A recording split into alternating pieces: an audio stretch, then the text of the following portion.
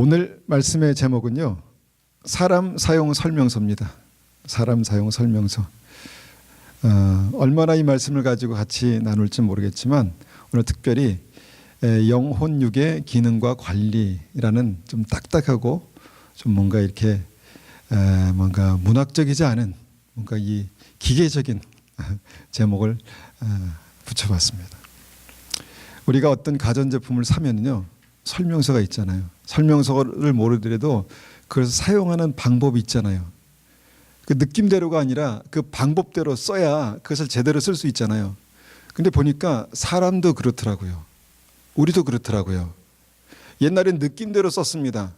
그런데 지금은 어떻게 관리해야 될지 점점 사람들이 더 알면서 얼마나 물을 마셔야 될지, 하루에 2리터입니까? 얼마나 물을 마셔야 될지, 몇 시간 잠을 자야 될지, 어떻게 청결하게 해야 될지, 몸을 유지해야 될지를 알게 됐다는 것입니다. 그러니까 수명이 늘어났죠. 그러니까 사람의 몸도 그런 사용의 어떤 그 매뉴얼이 있다는 것이죠.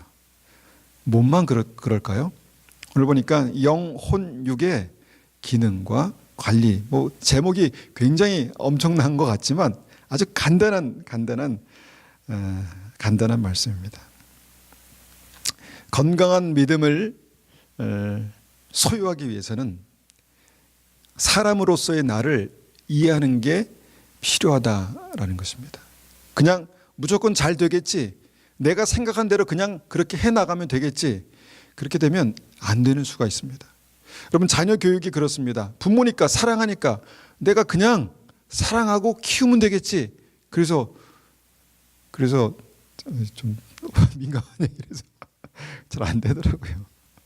제가 원하는 대로, 뜻하는 대로, 그것도 그게 옳은 게 아니라는 걸 나중에 알게 되고, 그래서 많이 그것도 변화되더라고요. 그러니까 뭐냐면, 나를 우리가 믿음 안에서 이 나라는 존재를 이해하는 게 굉장히 중요하다라는 것입니다. 자, 데살로니가전서 5장 23절을 보면은 이렇게 말씀하십니다. 평강의 하나님이 친히 너희를 온전히 거룩하게 하시고 또 너희의 온 영과 혼과 몸이 우리 주 예수 그리스도께서 강림하실 때에 흠없이 보존되기를 원하노라. 자, 여기서 보니까 그리스도께서 강림하실 때, 심판의 주로 다시 오실 때 우리의 영과 혼과 몸이 정말 흠없이 보존되기를 원한다라고 말하는데, 이 상태가 뭐냐면 이게 구원입니다. 구원. 우리의 영과 혼과 몸이 흠없이 보존되는 것, 그것이 구원이다, 이렇게 말씀을 드릴 수 있습니다. 그렇다면 왜 여기서 우리 영과 혼과 몸이라고 말했을까? 그냥 우리가 아니면 내가 몸이 뭐 이렇게 말했으면 좋을 텐데 왜 영과 혼과 몸이라고 말했을까? 이렇게 우리가 영과 혼과 몸으로 우리를 이해해야 될 필요가 있기 때문에 그렇다 믿습니다. 성경은 많은 곳에서 우리를 그냥 한 개인으로 말하고 있지만 우리의 영과 육체와 혼을 따로 분리해서 그렇게 말할 때가 많이 있습니다. 그래서 우리의 영과 혼과 몸이 정말 흠없이 원래 주님께서 주님의 형상으로, 하나님의 형상대로 만들어졌던 그 모습 그대로 회복되고 온전케 돼서 우리가 구원받는 그 은혜가 우리에게 있기를 간절히 바라는 마음으로 이 말씀을 같이 나누기를 원합니다.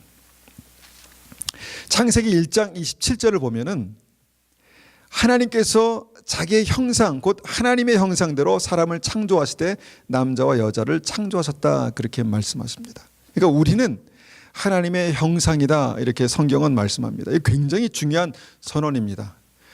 자식이 부모를 닮는 것처럼 우리가 왜 하나님의 자녀라고 그렇게 부르는가? 그것은 하나님의 형상을, DNA를 가지고 있기 때문에 그렇습니다. 하나님의 형상, 하나님의 DNA, 거기에는 우리의 영과 혼과 육에 대한 것들이 있다라는 것입니다. 이 영과 혼과 육을 성경에서는, 영어 성경인 spirit, soul, body 이렇게 이제 말하는데, 이것을 우리가 헬라어를 보면 뭐 푸뉴마, 푸슈케, 소마라는 분명한 단어들이 있습니다. 우리가 성경을 읽다 보면 이게 번역하는 과정에서 좀 혼동돼서 쓰인 곳들이 있는데 성경의 원어를 보면은 이것이 분명하게 영인지 분명하게 혼인지 분명하게 육체에 관련된 것인지를 정확하게 그렇게 쓰고 있다는 것입니다. 그래서 우리가 하나님의 형상이다 라는 것을 우리가 믿어야 합니다. 옆에 계신 분을 한번 보십시오. 하나님의 형상으로 보이십니까? 썰렁하네요. 옆 사람을 봤을 때 하나님의 형상으로 볼 수 있는 것도 믿음입니다. 믿음입니다.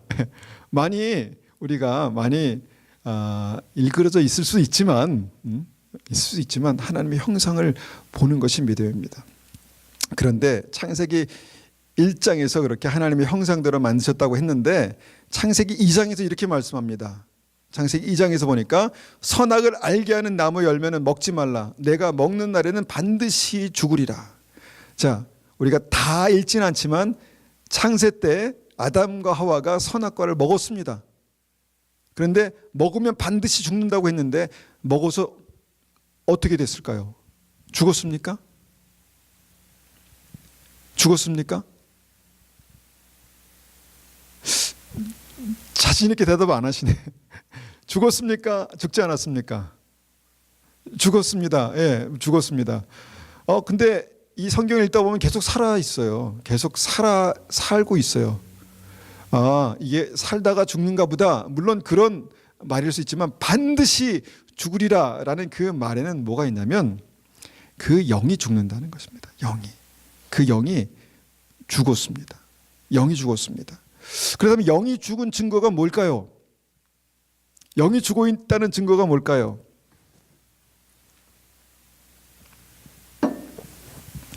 영이 죽어 있다는 증거는요, 우리가 그 범죄한 이후와 이전을 보면 범죄하기 이전에는요, 아담과 하와가 에덴 동산에서 하나님과 교통하며 살았습니다.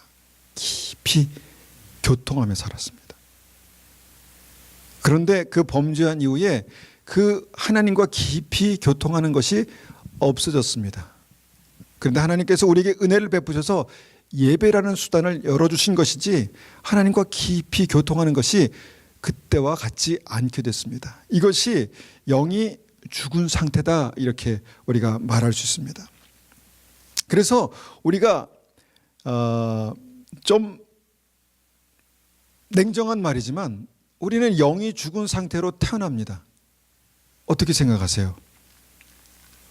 보통 영이 죽은 상태로 태어난다라는 이 말을 우리가 오늘 나눈 이 말씀에서 보면 하나님과 교통할 수 없는 상태에서 태어난다는 것이죠. 우리가 믿음 안에서 우리가 하나님의 음성을 듣는다, 이게 굉장히 새로웠을 때가 있습니다. 어떻게 하나님의 음성을 들어? 우리가 어떻게 하나님의 음성을 듣나?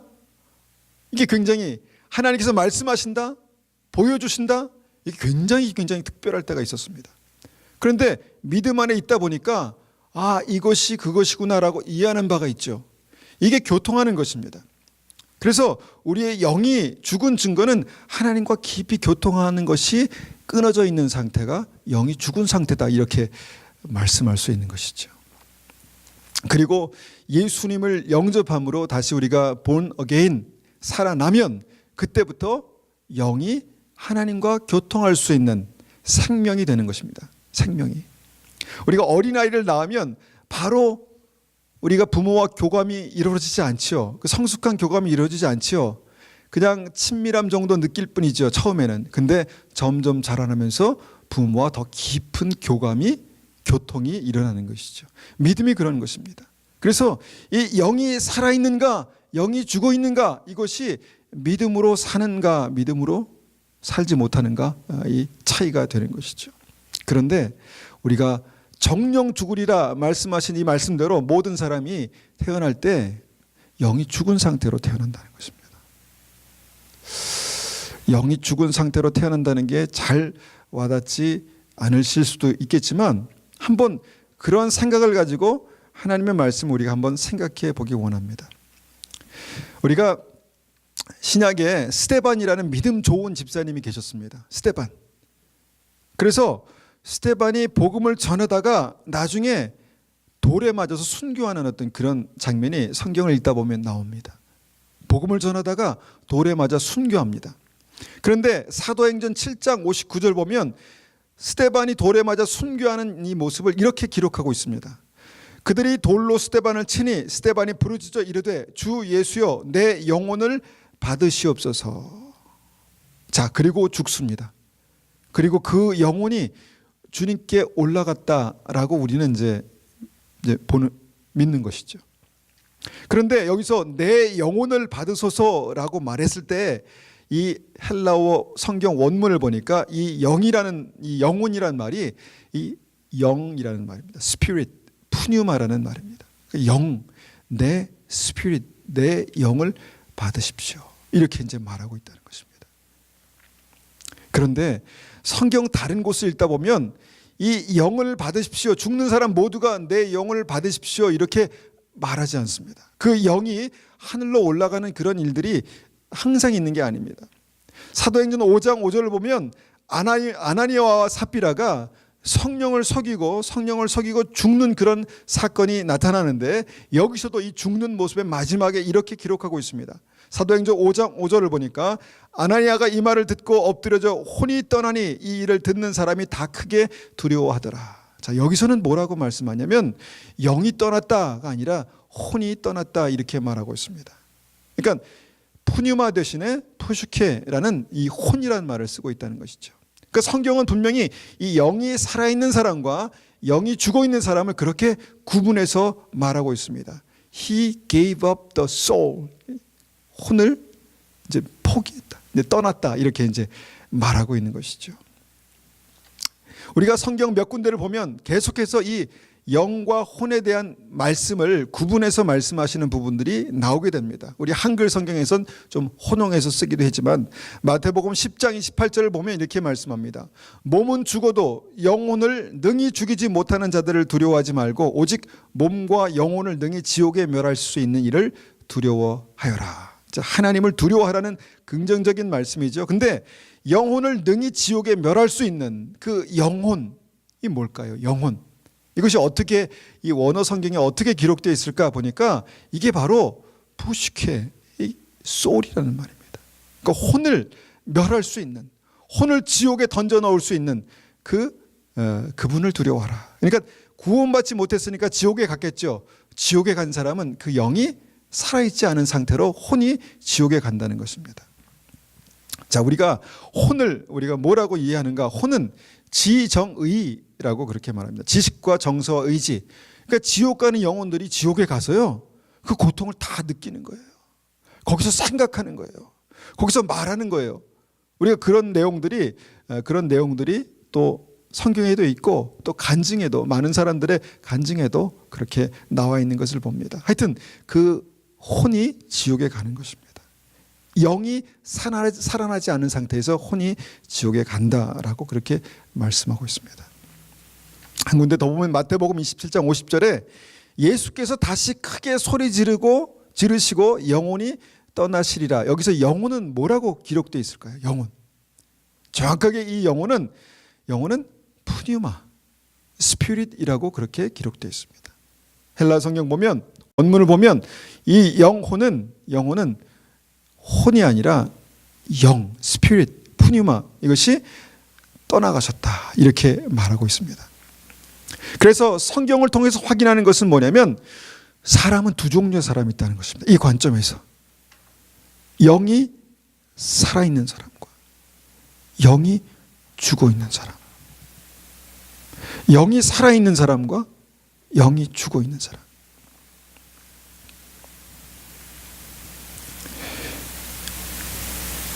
영이 살아있다는 증거를 내 삶에서 어떻게 찾을 수 있을까? 혼의 지정이만 가지고도요, 우리는 충분히 신앙생활 할 수 있습니다. 생각하잖아요. 말씀을 듣고 생각하잖아요. 은혜 받습니다. 느낍니다. 그리고 의지가 있습니다. 가고 오고 하고 말고, 충분히 혼의 영역만 가지고, 육체와 혼만 가지고 신앙생활 할 수 있다는 것입니다. 그런데 영이 살아있지 않으면 그 신앙생활은 그냥 껍데기입니다. 껍데기. 내 영이 살아있습니까?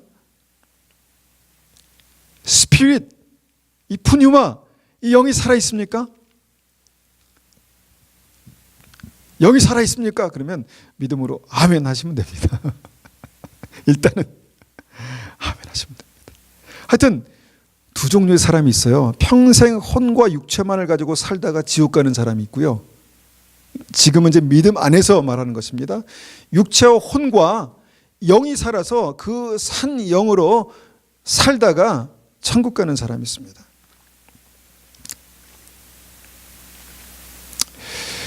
그렇다면 우리가 이 영이 살아있다는 확실한 증거가 우리의 삶 속에 확인되는 것이 중요하죠. 영이 살아있다는 것이 확인되는 게 굉장히 중요합니다. 오늘 우리가 다 그것을 보지 않지만 몇 가지 포인트에서 내 영이 살아있구나를 확인할 수 있는 그 방법을 우리가 한번 같이 나누고자 합니다. 우리가 그 영이 살아있다, 죽어있다. 어떻게 보면 좀 그렇게 어떤 면에서는 은혜가 되지 않을 수도 있습니다. 그런데 굉장히 중요합니다. 왜냐하면 영이 살아있지 않은 상태에서 신앙생활하는 것은 어떤 한계를 넘지 못하는 것입니다. 한계를 넘지 못하는 상태에서 그냥 종교생활하는 것입니다. 왜냐하면 하나님과의 교통함이 없이 그냥 교회만 다니는 거예요. 그럴 수 있어요. 하나님과 교통함이 없이 교회만 다닐 수 있는 신앙생활을 하다가 지옥 갈 수 있다니까요. 그럴 수 있다는 것입니다. 얼마나 안타깝겠습니까? 자, 영이 살아있으면 어떻게 될까요? 하나님의 나라를 경험하게 됩니다. 하나님의 나라. 우리의 심령 안에 임하는 하나님의 나라. 뭘까요, 그게? 우리의 심령 안에 임하는 하나님의 나라가 뭘까요? 평강이 있습니다. 기쁨이 있습니다. 상황은 답답한데, 상황은 모두 정말 아니라고 하는데 나에게 믿음이 있습니다. 하나님의 나라의 원리가 내 심령 가운데 역사하는 그 은혜가 있다는 것입니다. 우리의 삶에도 하나님의 나라가 임합니다. 우리의 삶에도 날마다 우리의 삶이 지옥이 아니라 우리의 삶에 하나님께서 함께 하시는 믿음의 증거들이 나타난다는 것입니다. 영이 살아있는 사람만, 영이 강건하게 살아있는 사람만 경험할 수 있는 것입니다. 하나님의 나라, 하나님의 나라. 하나님의 나라가 임하옵시며 기도하는 것이죠. 예수님과 함께 있었던 사람들도, 예수님의 말씀을 들었던 사람들도 구원받지 못한 사람들이 많이 있습니다. 그들은 예수님을 이단이라고 말하고 바알세불, 사단의 우두머리라고 말하면서 믿음을 갖지 못했습니다. 그들은 종교생활을 하면서 하나님을 만나지 못했습니다. 왜 그랬을까요? 생각하고 결정할 수 있는 의지가 있고 느낄 수 있는 마음이 있는데 영이 살아있지 않았기 때문에 그렇습니다. 영이 살아있지 않기 때문에. 나는 영이 살아있는가? 이게 이제 중요하다는 거죠. 나는 영이 살아있는가? 어떻게 하면 영이 살아날까요? 그러니까 영이 살아있든 영이 죽어있든 관심이 없으면 일단은 이제 문제가 심각한 겁니다. 그런데 한번 생각해 보십시오. 어떻게 하면 영이 살아날 수 있을까? 이게 제가 청년 시절에 고민했던 것입니다. 하나님이 느껴지지 않고, 하나님이 믿어지지 않고, 내 이성으로 생각으로 계산되지 않는 하나님을 내가 어떻게 받아들일 수 있을까? 이제 여기가 한계입니다. 여기가. 그런데 영이 살아나면 그 한계를 넘어서 계신 하나님을 본다니까요. 듣는다니까요. 느낍니다. 여러분, 이것이 영이 살아있는 것입니다. 어떻게 영이 살아납니까? 예수님을, 영이신 주님을 내 심령의 구주로 모시는 것입니다. 아주 1차원적인 그런 믿음으로 시작하지만 그 믿음으로 점점 더 생명이 살아나고 왕성해지는 것을 경험한다는 것입니다. 우리 남자와 여자가 사랑해서 가정을 이루고 결혼하면 생명이 태어나잖아요. 그리고 그 원리는 정말 우리가 아무리 생각해도 이해할 수 없는, 이해하기 힘든 생명의 원리입니다. 그런 역사가 우리의 영에도 있다니까요. 우리 영이 예수 그리스도의 영을 만나면, 믿음으로 그분을 구주로 영접하고 만나면 영이 살아나는 역사가 그때부터 시작됩니다. 그러고 나서 어떻게 확인됩니까? 기도가 점점점 실제가 됩니다. 처음에 기도는 주님 이거 주십시오, 이거 필요합니다, 이거 좀 도와주세요, 이렇게 하다가 그 기도가 점점점 깊어지고 점점점 넓어지면서 주님과의 교통이 실제다라는 것을 경험하게 됩니다. 기도를 통해서. 이것이 영이 살아있는 증거입니다. 여러분, 찬송이 내가 좋아하는 멜로디가 아닌데, 내가 좋아하는 가사가 아닌데, 난 이런 노래 별로 안 좋아하는데, 이럴 수 있습니다. 내 스타일이 아닌데 이럴 수 있습니다. 근데 찬송이 뭐냐면 우리의 영으로 주님을 찬송하는 특별한 기도입니다. 기도. 우리 영이 주님을 찬송하는 것입니다. 자, 우리가 주님을 찬송하는 것이 나에게 아무런 의미가 없으면 문제가 되는 것입니다. 아무리 투박하고 아무리 박자가 별로 이렇게 리듬이 내가 좋아하는 리듬이 아니라도 그 가사 속에서 내가 주님을 찬송한다는 그 의지를 가지고 주님을 찬송하기 시작할 때 그 찬송 속에서요, 내 영이 새로워진다니까요. 새 힘을 얻습니다. 이게 영이 살아있는 증거입니다. 예배가 살아난다는 것입니다. 예배를 드리는데 그 예배, 여러분, 제가 옛날에 제 얘기를 하는 것입니다. 설교가 왜 이렇게 긴가? 지난 시간에 설교가 1시간이더라고요. 죄송합니다. 너무 길어서.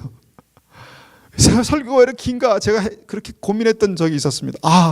그냥 요약해서 그냥 딱 요점만 말하지 왜 이렇게 길게 말하는가? 그러고 나서 다 같이 기도합시다. 그 시간이 정말 저에게 은혜가 됐던 시간, 이때가 있었습니다. 다 같이 기도하겠습니다. 그러면 이 앞에 의자에 이마를 여기 대고 기도하다가 딱 일어서면 여기 줄이 쫙가 있는 그런 적이 저에게도 있었습니다. 근데 이게 살아있는 예배가 아니고 살아있는 영이 아닐 수 있습니다. 살아나야 합니다. 살아나야 살아납니다. 영이 살아야 내가 삽니다. 여러분, 계속해서 우리가 이 말씀을 나누겠지만 내 영이 살아야 진짜 산 것입니다. 내 혼만 가지고 내가 신앙생활 하다가 여러분 지옥 갈 수 있습니다. 내 영이 살아야 예배가 살고 기도가 살고 찬송이 살아야 주님과의 교통이 있는 것입니다. 주님과의 교통이 있는 게 진짜 믿음입니다.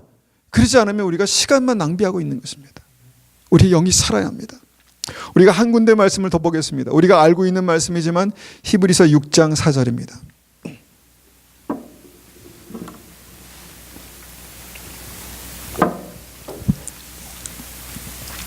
우리가 이 말씀에서 한 포인트만 보기 원하는데 4절입니다.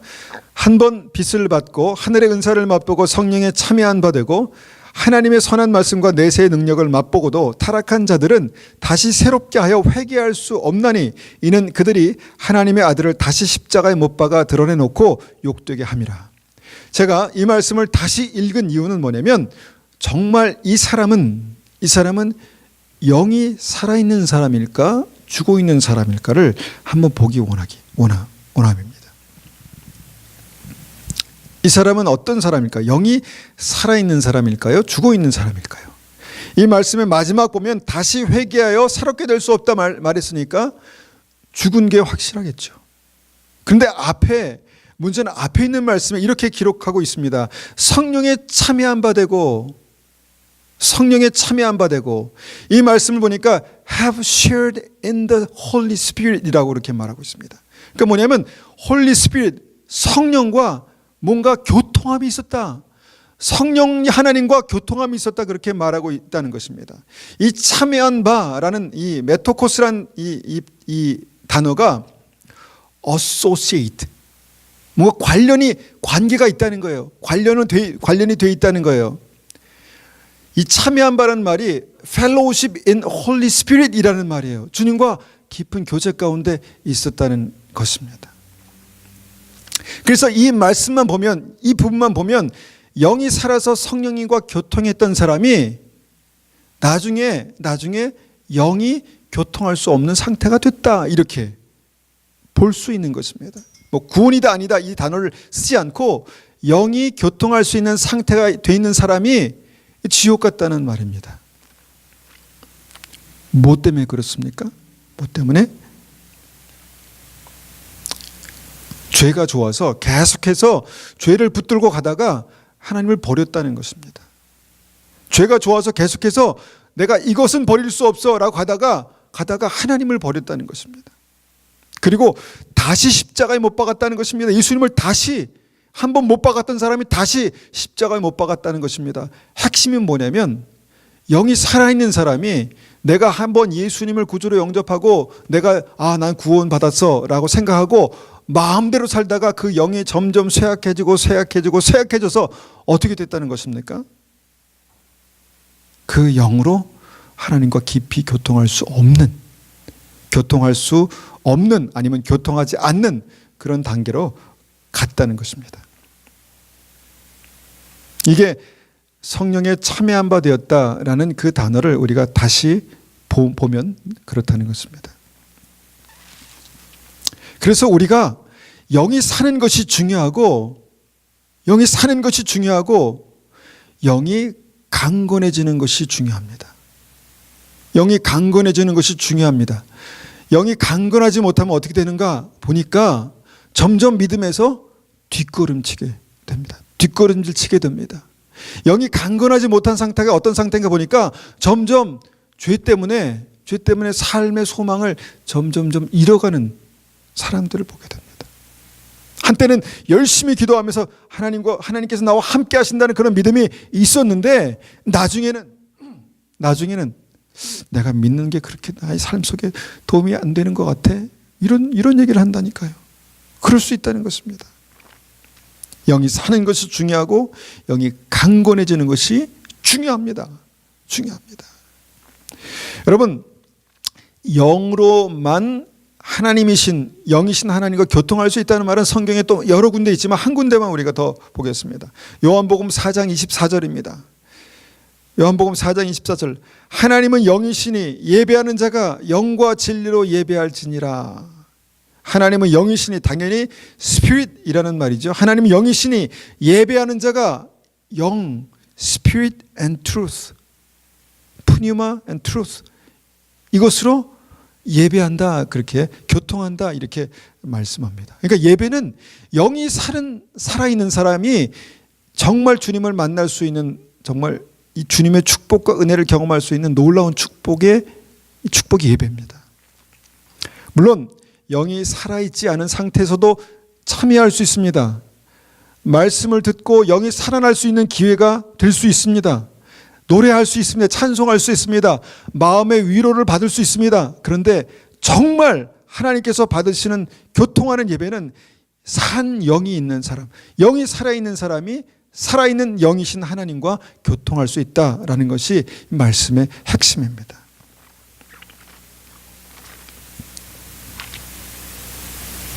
우리가 이렇게 볼 때 우리를 이제 그렇게 이해할 수 있는 것이죠. 우리의 영과 혼과 육이 있는데 우리의 영은 죽어있는 영이 있고 살아있는 영이 있고, 우리의 혼은 생각하고 느끼고 어떤 결단을 하면서, 우리 육체는 어떻습니까? 오늘은 나누지 않겠지만 현재 우리 육체는 점점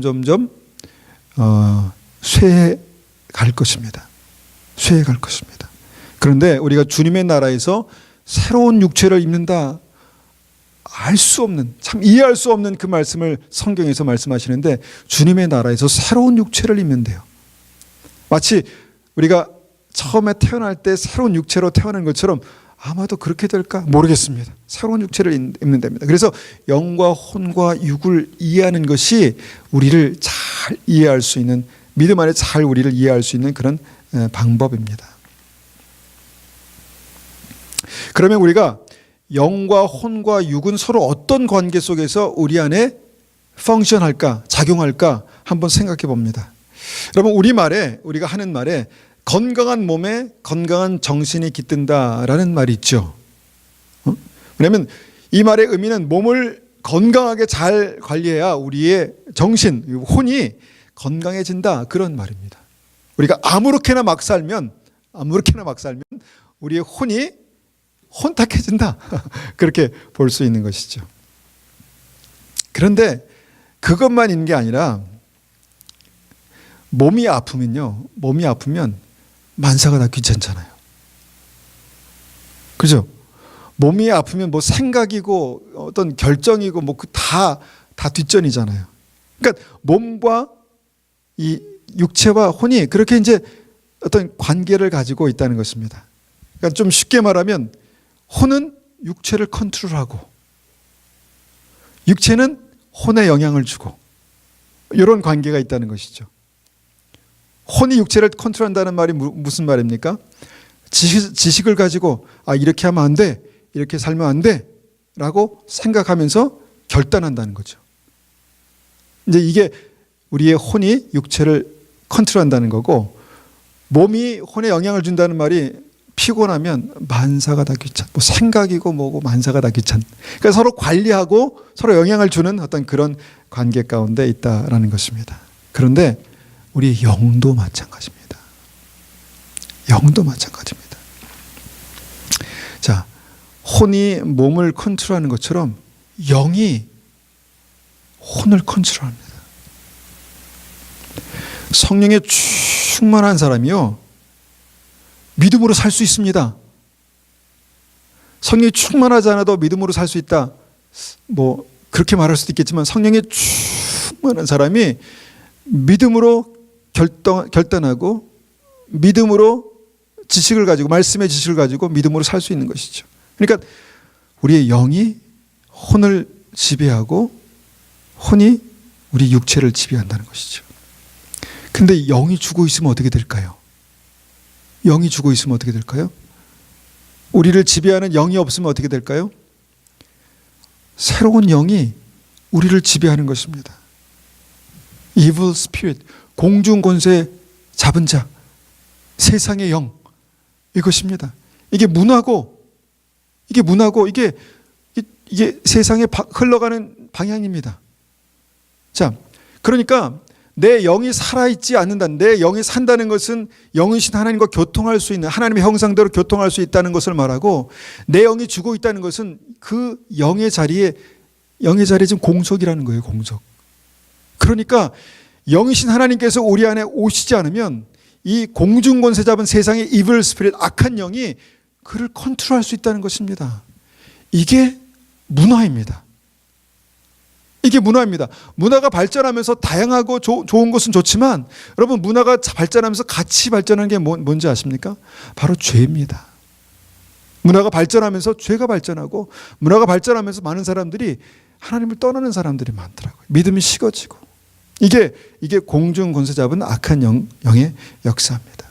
그래서 영이 우리의 삶 가운데 살아 있어야, 영이 주님과의 교통 가운데 있어야 우리의 삶을 믿음으로 컨트롤할 수 있다는 것입니다. 영이 죽어 있으면요, 왔다 갔다 하는 거예요. 왔다 갔다. 내 의지로 어디까지는 가능합니다. 교회에 오는 것까지는 가능할 수 있습니다. 그리고 믿음으로 살아야지 마음은 먹을 수 있습니다. 그런데 영이 살아서 강건하지 않으면요, 더 우리를 컨트롤할 수 있는 그 영이 우리를 사로잡으면 사로잡힌다는 것입니다. 베드로가 한때 그랬잖아요. 사단아, 내 뒤로 물러가라. 그 사단이 무엇입니까? 영입니다. 영입니다. 그럴 수 있는 상태가 있다는 것입니다. 요한 3서 1장 2절에 이렇게 말씀합니다.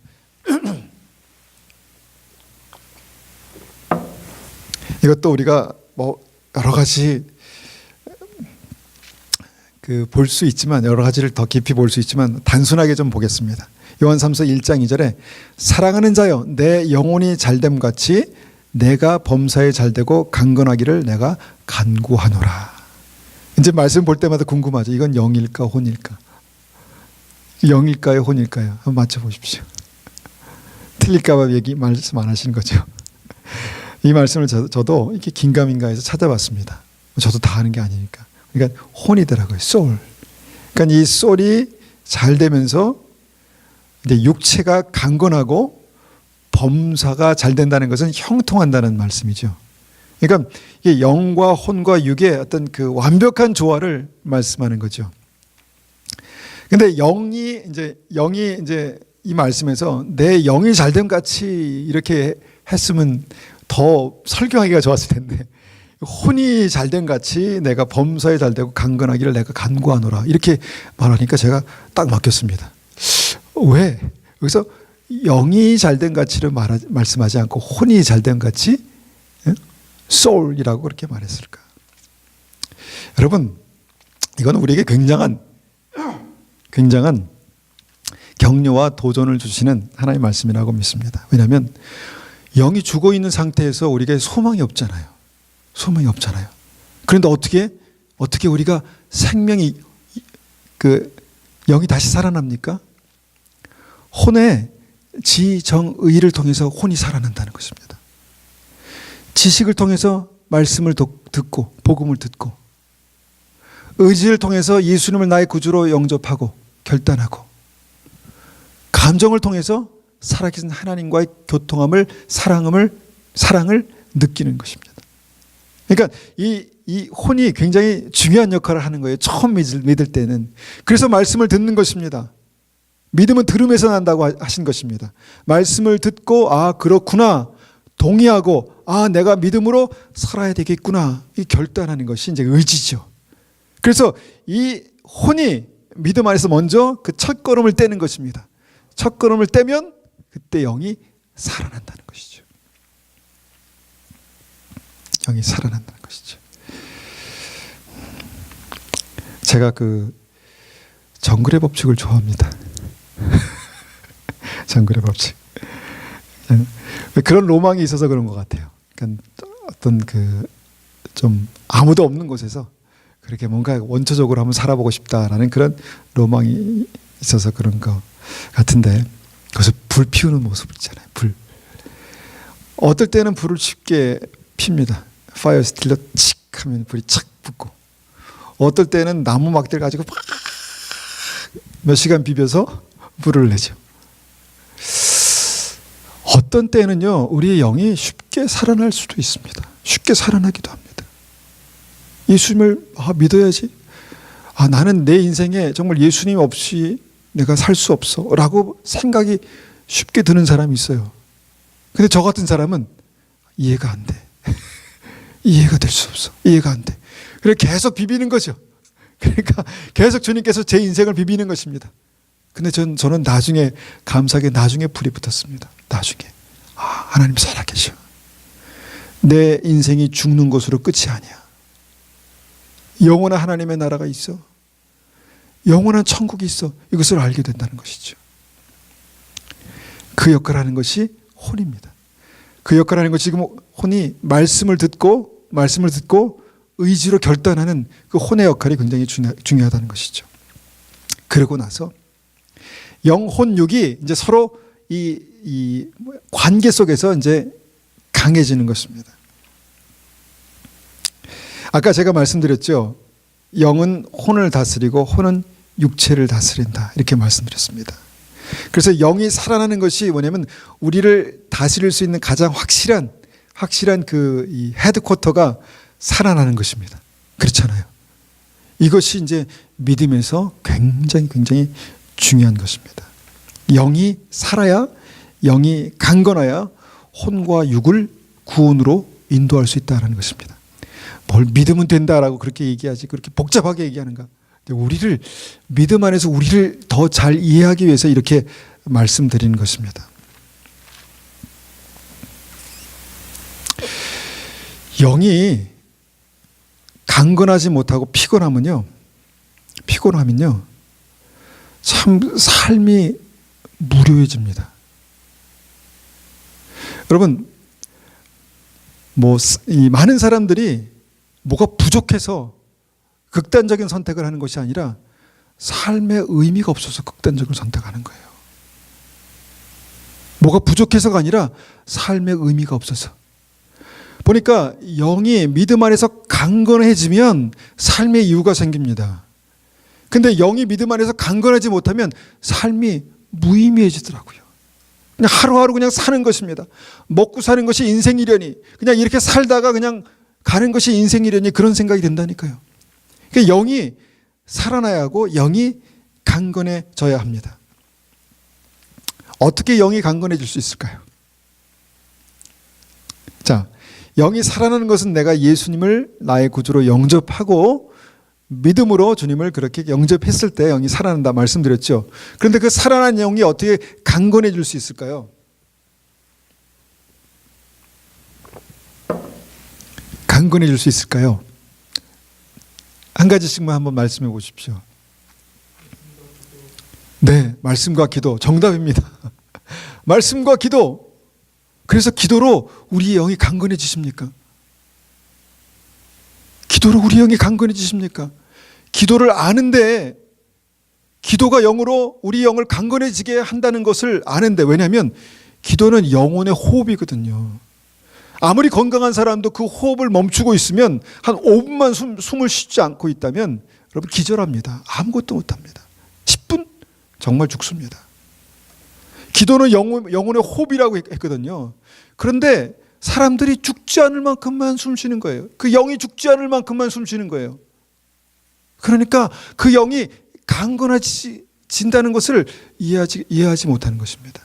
자, 기도가 우리의 영을 강건하게 한다. 우리가 들었으니까 한번 생각해 보십시오. 얼마나 어떻게 기도해야 우리 영이 강건해지겠습니까? 내 삶에 의미가 있고 내가 살아가는 분명한 이유가 있고 에너지가 있고 힘이 있고 하나님 살아계시고 하나님의 나라가 임하고 우리의 영이 얼마나 어떻게 기도해야 여러분 영이 강건해지겠습니까? 여러분 이것을 붙드셔야 합니다. 이것을 붙드시지 않으면 그냥 이것은 하나의 그냥 지식으로 끝날 것입니다. 그냥 영이 살아야 한대. 영이 강건해져야 된대. 여러분 우리의 영이 강건하십니까? 여러분 이 영이 살아야 우리가 살 수 있습니다. 우리의 영이 살아야 우리의 미래가 있습니다. 우리 영이 살아야 하나님의 나라가 우리의 삶 가운데 임하는 것입니다. 우리 영이 살아있지 않으면, 강건히 살아있지 않으면요 그냥 인생이 무의미한 거예요. 많은 사람들이 사는 것처럼 그렇게 오늘도 그냥 살아갈 뿐입니다. 그냥 혼을 가지고 신앙생활하다가 지옥 갈 수 있는 것입니다. 하나님의 나라가 정말 나에게 분명하고 정말 내가 하나님의 나라를 간절히 소망하고 있는가? 이게 영이 살아있는 사람의 비밀입니다. 말씀. 여러분 말씀으로 영이 살아나십니까? 대답해 줘서 고맙습니다. 말씀으로 영이 살아나십니까? 살아나야 합니다. 살아나야 합니다. 저도 말씀으로 제 영이 강건해지기 위해서 제가 말씀을 보고 또 말씀을 준비하고 말씀으로 기도합니다. 그러면 정말 제가 저도 삶이 영이 지쳐 있을 때가 있습니다. 무기력해 있을 때가 있습니다. 예배하는 게 죄송한 얘기지만 예배하는 게 별로 기쁘지 않을 때가 있습니다. 그런데 의지적으로 주님의 말씀을 내가 준비하기 위해서 기도합니다. 하나님 말씀해 주십시오. 주의 말씀을 전할 수 있도록 은혜 베풀어 주십시오. 그러고 나서 말씀을 준비하고 말씀을 전하다 보니까 힘이 납니다. 말씀이 여러분의 영을 강건하게 하십니까? 해야 합니다. 그렇지 못하면 죽어 있거나 말씀이 역사하지 못하는 것입니다. 우리 영이 강건히 살아나야 합니다. 그 방법을 찾으십시오. 붙드십시오. 예배. 여러분 예배가 나의 삶에 정말 그렇게 의미가 있습니까? 예배가 정말 주님 앞에서 내가 회복되고 살아나는 그런 은혜가 있는 것입니까? 그게 살아나야 합니다. 예배를 통해서 영이 강건하게 살아있어야 합니다. 로마서 8장 14절에 이렇게 말씀하십니다. 무릇 하나님의 영으로 인도함을 받는 사람은 곧 하나님의 아들이라. 하나님의 자녀, 하나님의 아들, 딸. 여러분 그 하나님의 자녀는요 하나님의 영으로 인도함을 받는데요. 하나님의 영으로. 하나님 우리의 인생을 인도해 주십시오. 우리의 인생을 주님 인도해 주십시오. 우리가 기도하잖아요. 근데 영이 살아있지 않으면 어떻게 주의 인도하심을 받겠습니까? 교통이 없는데. 영이 강건하지 않으면 어떻게 인도하심을 받겠습니까? 쇠약해 있는데. 하나님의 영으로 인도함 받으시기를 원하십니까?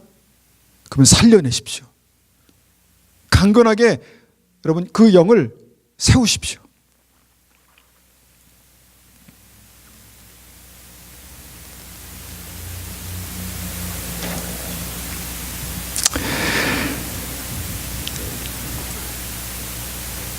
오늘도 길게 하지 않기 위해서 좀 건너뛰겠습니다. 두 번째는 우리가 육체입니다. 육체. 고린도전서 6장 19절 말씀 한번 보겠습니다.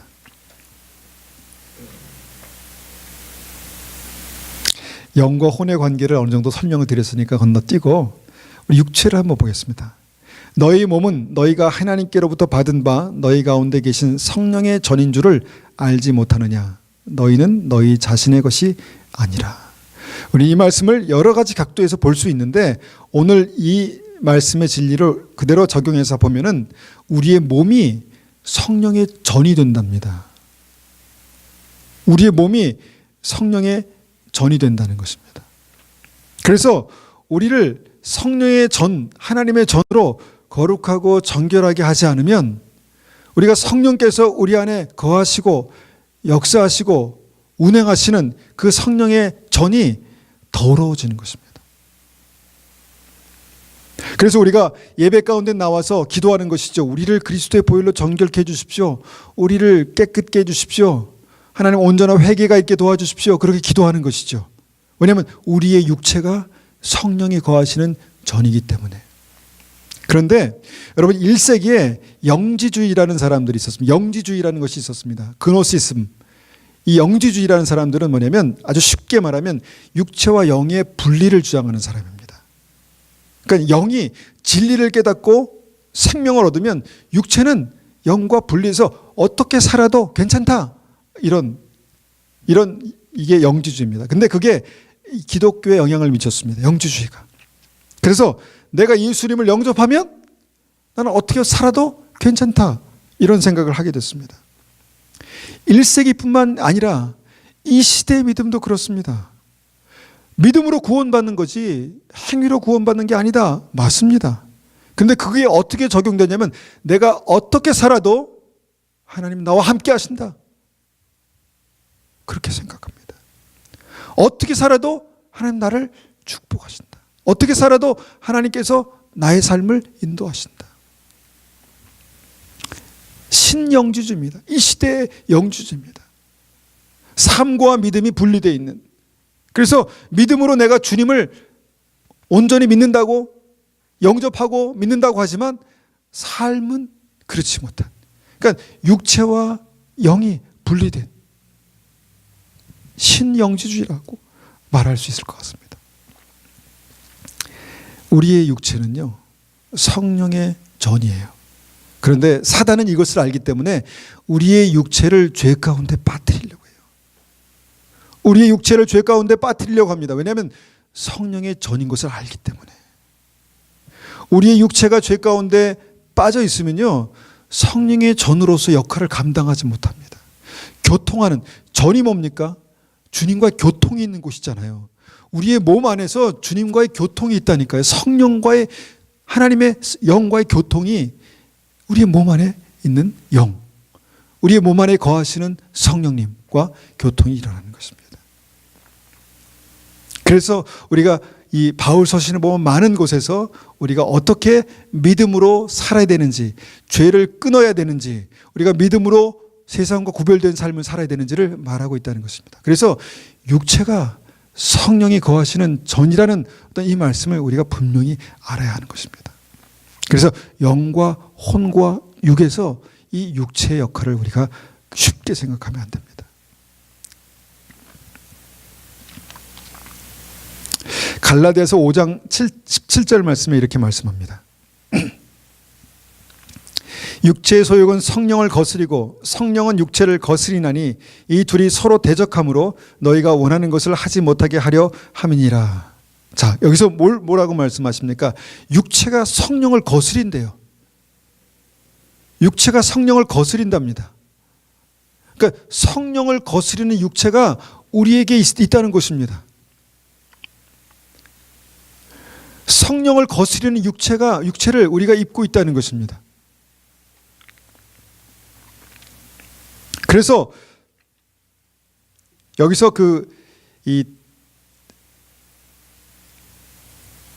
거스린다는 말이요. 거스린다는 말이 대적한다는 말입니다. 어게인스트 한다는 것입니다. 그러니까 육체가 성령을 거스리고 어게인스트 한다는 것입니다. 우리의 몸에 그런 기능이 있습니다. 육체가 성령을 싫어해요. 성령을 거스려요. 어게인스트해요. 어떻게 할 수 있습니까? 기도하기가 힘들어요. 기도하기가 싫어요. 예배가 짜증나요. 길어지면 답답해요. 우리 육체가 성령을 거스린다는 것입니다. 그래서 주님은 이 육체를 어떻게 하셨습니까? 쳐서 복종시키셨다 이렇게 말씀합니다. 자, 우리가 성령을 거스리는 육체를 쳐서 복종시키는 것이 우리 믿음 안에 있지 않으면요, 우리가 육체가 하기 원하는 대로 let go, abandon 하면요, 우리 믿음 바로 설 수가 없습니다. 우리의 영이 살아야 되고, 우리의 혼이 주의 말씀을 복음을 듣고 믿음으로 결단해야 되고, 우리 육체가 성령의 전으로 날마다 예비되어야 합니다. 우리의 육체가 성령의 젖이 되지 않고 하나님의 성령을 어게인스트하는 그것이 되면 우리의 믿음은 이제 그 기초부터 막 흔들리게 되는 것이죠. 우리말에 이런 말이 있습니다. 서면 앉고 싶고, 앉으면 눕고 싶고, 누우면 자고 싶고, 자면 죽고 싶고, 이건 없죠. 거기까지 있는 거죠. 계속해서 우리 육체가 원하는 것이 있습니다. 여러분, 이것을 내가 컨트롤하지 않으면, 성령의 전으로서의 기능을 상실하면,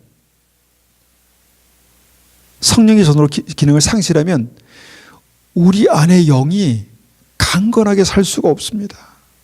강건해질 수가 없습니다. 이게 이 영과 혼과 육의 관계예요. 그러니까 우리가 내가 믿으면 되지 라고 생각하는데, 우리의 성령을 어게인스트하는 우리 육체가 있고, 또 믿음으로 영을 살리는 우리의 혼이 있고, 영이 강건해야 우리의 삶을 강건하게 생명길로 인도하는 우리의 영이 있다는 것을 우리가 아는 것이 매우 매우 중요합니다. 그래서 영을 강건하게 살려내십시오. 우리의 육체를 하나님의 성령이 거하시는 전으로 날마다 정결케 하십시오. 우리의 혼에 하나님의 말씀을 공급하고 믿음으로 결단하십시오. 이렇게 되면 우리의 믿음이 주님 오실 그때에 흠없이 보존될 수 있습니다. 흠없이. 여러분, 흠없이 보존된다는 게 죽은 상태로, 썩은 상태로 계속 유지하는 게 보존되는 게 아닙니다.